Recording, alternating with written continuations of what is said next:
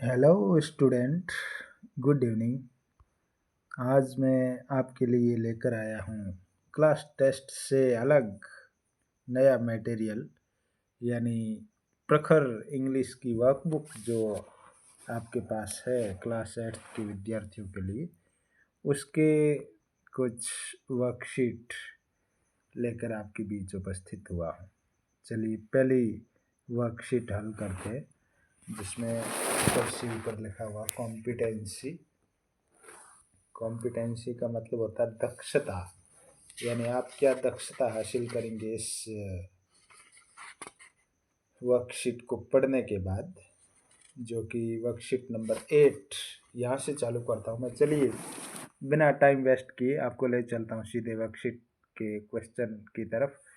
Competency सबसे पहले देख लेते हैं कि आप में दक्षता कौन सी आएगी इसको हल करने के बाद। Reads text with comprehension, response to question based on dialogues, यानी दो व्यक्ति जो आपस में चर्चा करते हैं, उन चर्चाओं को पढ़कर आप दिए गए प्रश्नों के उत्तर देने की दक्षता हासिल कर लेंगे इससे। चलिए, read the following conversation and answer the question. नीचे दी गई वार्तालाप को पढ़िए और फिर उससे नीचे जो प्रश्न दे रखे उनके उत्तर देने। स्पीकर 1, पहला बोलने वाला व्यक्ति क्या कहता है? नमस्ते uncle, good to see you jogging. Jogging कहते हैं घूमने को, यानी अंकल को नमस्ते किया और उसके बाद कहा कि आपको घूमते हुए देखकर अच्छा लगा। देन जो लिसनर है, स्पीकर नंबर 2, वो कहता है hello dear, congratulation for the job. वो उनको बधाई देता है धंधे की या रोजगार की। स्पीकर 1 दोबारा बोलता है thank you uncle, I work very hard for it, यानी जो जॉब लगा है उसके लिए मैंने कठिन परिश्रम किया। उसके लिए वो अपने अंकल को थैंक यू भी कहता है। सो नेक्स्ट स्पीकर 2 कहता है so when are you going to Pune, then आप पुणे कब जा रहे हैं? यहाँ लिखा हुआ है पुणे कब जा रहे हैं। स्पीकर 1 कहता my train is on the day after tomorrow, यानी कल के बाद, इसका मतलब परसों। डे आफ्टर टुमारो का मतलब होता है परसों, परसों मेरी ट्रेन है। स्पीकर 2 कहता है गुड ट्रेवल सेफ, यानी आपकी यात्रा सुरक्षित हो। ये हमने पढ़ा विद्यार्थियों, एक कन्वर्सेशन जो दो व्यक्तियों के बीच में थी। अब आपको उत्तर देने हैं। कन्वर्सेशन आपने अच्छी तरह से पढ़ ली है, उसके आधार पे आपको उत्तर देने हैं। चलिए क्वेश्चन नंबर 1 देखिए। Who do you think are engaged in this conversation? इस वार्तालाप में कौन कौन सम्मिलित है? वो आपको अंदाज लगाना, क्योंकि ऊपर कोई नाम लिखा हुआ नहीं था। हाँ, अंकल, आंट, ऐसे आंट तो नहीं, अंकल शब्द का प्रयोग भी आया था, बाकी स्पीकर लिखे हुए थे। तो स्टूडेंट एंड ए टीचर थे क्या? नहीं, क्योंकि स्टूडेंट टीचर होते तो अंकल शब्द बीच में नहीं आता। शॉपकीपर एंड अ बायर, दुकानदार और खरीदार होते तो भी वो अंकल शब्द को का यूज नहीं करते। A young girl and her neighbour, ये आंसर आपका राइट आंसर है। एक छोटी लड़की और उसका पड़ोसी, पड़ोसियों को जनरली अपन अंकल कहते हैं, और उसी बात को यहाँ पर चित्रित किया गया है। और हालांकि हमारा सी ऑप्शन सही हो गया, फिर भी डी पढ़ लेते हैं। Young girl and friend, friend होता यदि तो वो गर्ल उसको अंकल नहीं कहती, इसलिए हमारा सी ऑप्शन सही हो गया। Go to the next question. Where do you think they are having this conversation? वो ये चर्चा कहाँ पे कर रहे हैं? आपने अंदाज लगाया होगा थोड़ा सा कि एट अ रेलवे स्टेशन, ना। At a park, yes. कैसे अंदाज लगाया? क्योंकि उसमें लिखा हुआ था good to see you jogging, आपको घूमते हुए देखकर अच्छा लगा, और घूमने के लिए लोग पार्क में जाते हैं।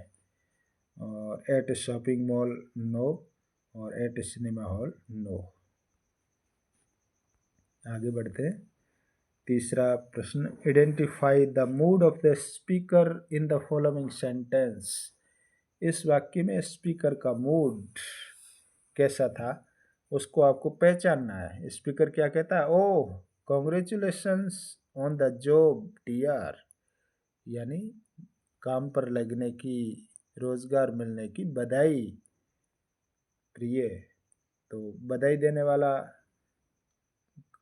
देने वाले का मूड कैसा होता है? स्पीकर इज एंग्री, क्या वो नाराज था? अब आप ही बताइए, नाराज होकर कोई बधाई देता है क्या? नहीं। स्पीकर इज बोर्ड, वो बोर हो चुका था, ऊब चुका था ना। स्पीकर इज हैप्पी, यस, वो खुश था इसलिए वो बधाई दे रहा था। और नेक्स्ट है स्पीकर इज सैड, ना, सैड भी नहीं था वो। The girl is going to Pune because, रिक्त स्थान छोड़ रखा है, आपको यहाँ पर जो खाली जगह है उसको फिल करना है। The girl is going to Pune because, लड़की पुणे जा रही क्योंकि she was doing her job there, वह वहाँ पर अपना काम कर रही थी, अपना जॉब कर रही थी। ये आंसर आपको लिखना है। चलिए हमारा ये वर्कशीट नंबर 8 कंप्लीट हुई विद्यार्थियों। एक बार पुनः मैं आपसे सारे स्टूडेंट्स जो जो इस वर्कशीट, हल की हुई वर्कशीट को पढ़ रहे हैं, उनसे आग्रह रहेगा कि जिन्होंने अभी तक इस चैनल आलोक क्लासेस को सब्सक्राइब नहीं किया है तो वो कृपया सब्सक्राइब कर लें और लाइक और शेयर करना भी न भूलें। सब्सक्राइब करने से आपका कुछ भी अतिरिक्त खर्च होने वाला नहीं है, इसलिए सब्सक्राइब कर लें। चलिए वर्कशीट नंबर 9 कॉम्पिटेंसी, दक्षता क्या आएगी? Right simple sentence on A topic situation using appropriate punctuation, यानी आप साधारण वाक्य लिख सकेंगे। कोई भी आपको चित्र दे रखा है, किसी भी तरह की कोई सीनरी दे रखी है, उसको देखकर आप साधारण वाक्य लिख सकेंगे। Look at the given picture and answer the following question, यानी दिए हुए चित्रों को देखना है और नीचे दिए गए प्रश्नों के उत्तर देने हैं। पहले आइए चित्र देख लेते हैं। ये लोहड़ी का चित्र जो पंजाब में मनाया जाता है, लोहड़ी का पर्व पंजाब में, उसका ये चित्र है। उसके बाद ये बहन भाई की कलाई पे राखी बांध रही है। ये होली का त्यौहार है, रंग डाल रहे हैं एक दूसरे पे। इससे नीचे और ले चलता हूँ मैं। यहाँ देखिए ये क्रिसमस, ईसाइयों का त्यौहार, ये दीपक जल रहा है यानी दीपावली हमारा, और ये आपस में गले मिल रहे हैं यानी ईद का त्यौहार है ये। हमने 6 चित्रों को अच्छी तरह से देख लिया। आगे प्रश्नों के उत्तर देते। प्रश्न क्या पूछा गया है? List the festival that are being celebrated in the picture, उन त्योहारों की सूची बनाइए जो इन चित्रों में मनाए जाते हुए आपको दिखाए गए। तो उनमें थे लोहड़ी, राखी का चित्र था, होली, क्रमशः जैसे चित्र थे उसी क्रम में मैंने रिस्पेक्टिवली ही लिखा है, क्रिसमस, दीपावली और Eid. Go to the next question, name the festival that you celebrate with your family and friends, आप अपने मित्रों और फैमिली के साथ जो त्यौहार मनाते हैं वो लिखिए। तो हम दिवाली, होली, राखी और ईद ये सारे मनाते हैं। फिर question number 3, which is your favourite festival and why, आपका फेवरेट त्यौहार कौन सा और क्यों है? तो मैंने लिखा है दिवाली। आपका हो सकता है होली भी हो, राखी हो, ईद हो, वो अपना अपना स्टूडेंट्स का नज़रिया है। बिकॉज मैंने दिवाली लिखा इसलिए कारण भी दिवाली का लिखूँगा, because it's festival of crackers, ये पटाखों का त्यौहार है इसलिए अच्छा लगता है। फिर प्रश्न इसी से रिलेटेड है चौथा, how do you celebrate it, आप इसको मनाते कैसे हैं? तब आई वियर, यहाँ से चालू करना, इतना दे रखा, I wear new clothes, my mother कुक्स various types of sweets, कई प्रकार की मिठाइयाँ बनाती है। आई लाइट कैंडल्स, मैं मोमबत्ती जलाता हूँ, एंड प्ले विद क्रैकर्स, और पटाखे छोड़ता हूँ। ये थी विद्यार्थियों worksheet number 9। Go to the worksheet number 10। इसको हल करने से आप क्या सीखेंगे? वो कॉम्पिटेंसी लिखा हुआ, आइडेंटिफाइज प्रीपोजिशन एप्रोप्रिएटली। प्रीपोजिशन यानी किसी दिए गए शब्द से पहले या उसके बाद में कौन से शब्द आएंगे। प्रीपोजिशन आफ्टर, बिफोर, बिटवीन, इन 3 चीज़ों का आप यूज़ करना सीखेंगे। See the picture and fill preposition. Preposition केवल 3 ही लिखने हैं आपको, काम में लेने हैं। आफ्टर यानी बाद में, बिफोर यानी पहले, बिटवीन यानी बीच में। अब यहाँ चित्र देख के आंसर लिखना है। ABCDEF लिखा हुआ है, C कम्स D इन अल्फ़ाबेट। अल्फ़ाबेट में C कब आता है? D से पहले आता है तो लिखना है बिफोर, बाद में आता है तो लिखना है आफ्टर, और बीच में आता है तो लिखना है बिटवीन। तो C D से पहले आता है, हम सब जानते हैं, इसलिए आएगा बिफोर। आगे चलते हैं। 5 6 7 8 9 10 तक काउंटिंग लिखी हुई। 9 कम्स आफ्टर 8, 9 8 के बाद आता है, इसलिए यहाँ पे आएगा आफ्टर। द पोलिसमैन रनिंग, कोई किसी के पीछे दौड़ता है तो उसके लिए भी हम आफ्टर शब्द काम में लेते हैं। The policeman was running after the thief, police वाला चोर के पीछे दौड़ रहा था और ये दौड़ रहा है। और अंतिम है राजू इज स्टैंडिंग। राजू नाम का जो छोटा लड़का है वो अपने मदर और फादर के बीच में खड़ा है, इसलिए बीच में के लिए बिटवीन शब्द आता है, वो यहाँ पे आएगा between. Raju is standing between his mother and father. Raju अपने माता और पिता के बीच में खड़ा है। फिर हैंड वॉश का चित्र है, पिक्चर है। Wash your hands after using the toilet, यानी शौचालय जाने के बाद अपने हाथ धोने चाहिए। तो बाद में धोने चाहिए, भोजन से पहले धोने चाहिए, इसलिए आफ्टर शब्द आया। 5 इज, और फिर खाली जगह छोड़ रखी। 4 एंड 6, 4 और 6 के बीच में आता है ना 5, इसलिए यहाँ आएगा बिटवीन। चलिए, हमारा ये वर्कशीट नंबर 10 भी सॉल्व हो गया स्टूडेंट्स। आपको कैसा लगा वो मुझे ज़रूर बताना कमेंट बॉक्स में। कॉम्पिटेंसी दक्षता क्या आएगी? Listen and respond the instruction appropriately. जो दे रखे हैं उन चीज़ों को अच्छी तरह से सुनना है और फिर इंस्ट्रक्शन जो टीचर के द्वारा दी जा रहे हैं उनको फॉलो करना। Listen to the instruction your teacher and reading and write in the correct box. Teacher go to start, write the date of today, write your age, draw a tree. यानी यहाँ पर वो टीचर ने जो instruction दिए वो उन सबको यहाँ पर हमको पढ़ने, उसके बाद नीचे जो ये कॉलम दे रखे इनमें पूर्ति करनी है। यहाँ पर स्टार्ट के बाद उन्होंने कहा था कि डेट लिखनी है आज की 24/11/24 लिखिए, या फिर आपकी उम्र लिखनी थी 15 वर्ष। फिर इसने कहा था कि इधर लेफ्ट साइड में जाना है तो राष्ट्रपति के नाम लिखने, द्रौपदी मुर्मू। फिर एक केक बना था 5 कैंडल वाला, वो बनाया। उसके बाद ट्री का चित्र है और नीचे अपने फ्रेंड का नाम है, वो मैंने राजेश लिखा है। चलिए आगे चलते हैं। Read and say given tongue twister as quickly as you can. आप जितना जल्दी दी गई चीज़ों को पढ़ सकते हैं। टंग ट्विस्टर कहते हैं बोलने में कठिन शब्द। कई बार अपने को कहा जाता है जिस चीज़ का, जिस वर्ड का प्रॉपर प्रोनाउंस अपने को नहीं आता, उच्चारण नहीं आता है, तो उसको टीचर कहता है जल्दी जल्दी बोलने के लिए, उसको टंग ट्विस्टर कहते हैं, बोलने में कठिन शब्द। तो यहाँ पे लिखे हुए आइसक्रीम यू स्क्रीम। वापस पढ़ता हूँ, आइसक्रीम, आइसक्रीम जैसी ध्वनि आ रही है। Ice cream you scream, we all scream for ice cream. I saw kitten eating chicken in the kitchen, for fine fresh fish for you, I wish to wash my Irish wristwatch. Sheila needs, Sheena leads. Read the given riddles. Riddles कहते हैं पहेली को। कई बार पूछते हैं ना किताबों में, हिंदी की किताबों में पहेलियाँ दी हुई होती है, उसके आंसर आपको ढूंढने। Below and right there meaning in one word. पहली दे रखी है, what can travel around the world.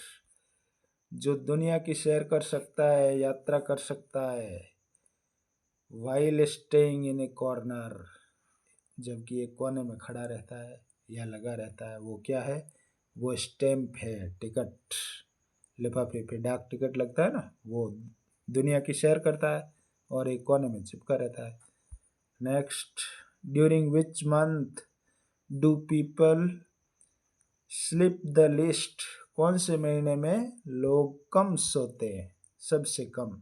साल के 12 महीनों में ऐसा कौन सा महीना है जब सबसे कम सोते हैं? वो फरवरी में, क्योंकि फरवरी में दिनों की संख्या कम होती है, 28 होती है 3 साल कंटिन्यू, और चौथे साल 29 होती है, लेकिन अन्य सारे महीनों की तुलना में कम होती है, इसलिए फरवरी में लोग कम सोते हैं। What has hands but can not clap, जिसके हाथ है लेकिन वो ताली नहीं बजा सकते, वो है clock. Next, what has a head and a tail, जिसकी एक हेड और टेल है बट नो बॉडी, लेकिन कोई व्यक्ति नहीं है, हेड भी है टेल भी है लेकिन कोई व्यक्ति नहीं है, तो वो होता है सिक्का। टॉस करते हैं खेल में तब बोलते हैं ना, हेड और tail. Which word in the dictionary is spelled incorrectly, dictionary में कौन सा शब्द गलत लिखा हुआ होता है? तो उसकी पर्टिकुलर मीनिंग है इनकरेक्ट, इनकरेक्ट, यही वर्ड जो है डिक्शनरी में लिखा रहता है, इनकरेक्ट। चलिए, हमारी ये वर्कशीट नंबर 12 ये भी कंप्लीट हुई। Next and last worksheet number 13, इसमें क्या दक्षता हासिल करेंगे? Reads text with comprehension, identifies main idea appropriately, यानी हम अच्छी तरह से दिए हुए गए पैराग्राफ को पढ़ेंगे और उसके आधार पे अनुमान लगाएंगे। पैराग्राफ क्या है देखिए। A rich man lived in a small town in Rajasthan. One day he brought home 2 large and juicy mangoes. He gave them to his servant and said, Ramu, take these to the kitchen and cut them. Make 2 cups of coffee too. A friend of mine will be coming soon. Ramu cut the mangoes with the knife and put one piece in his mouth. Ramu से रहा नहीं गया इसलिए एक मुंह में रख लिया एक piece. How sweet it tastes if I eat just one more piece, लालच आ गया, एक और खा लिया। The master will never know, उसने कहा एक खा लूंगा तो मास्टर को क्या पता चलेगा, स्वामी को।